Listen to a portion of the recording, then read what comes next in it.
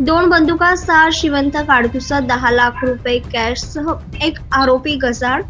मुंबई पोलिसांची उत्कृष्ट कामगिरी। गौस मोहद्दीन सय्यद नावाच्या इसमास रायगड जोगेश्वरी पूर्व येथे शस्त्र विक्रीकरिता येणार असल्याची माहिती पोलीस शिपाई बागुल यांना मिळाली होती। त्याच माहितीच्या आधारे गुंडा पथकाचे अधिकारी सहाय्यक पोलीस निरीक्षक वाघ यांच्या मार्गदर्शनाखाली रामगड येथे सापळा रचून रामगड मेघवाडी रात्री 10 वाजेच्या सुमारास संशयित गौस मोहद्दीन सय्यद याला जेरबंद करून त्याची झडती घेतली असता त्याच्याजवळ एका बॅगेमध्ये एका स्टीलच्या डब्यात 2 देशी बनावटीचे पिस्तूल सोबत 6 जिवंत काडतुसं व 10 लाख रुपये असे रोख हस्तगत करण्यात आले आहे।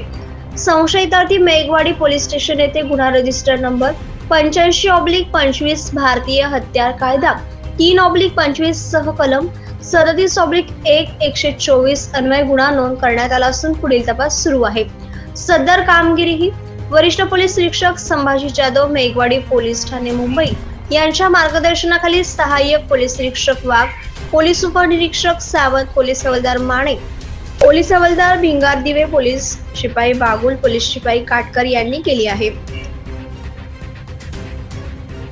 महाराष्ट्र माझा न्यूज साठी वृत्तसंकलन विभाग, मुंबई।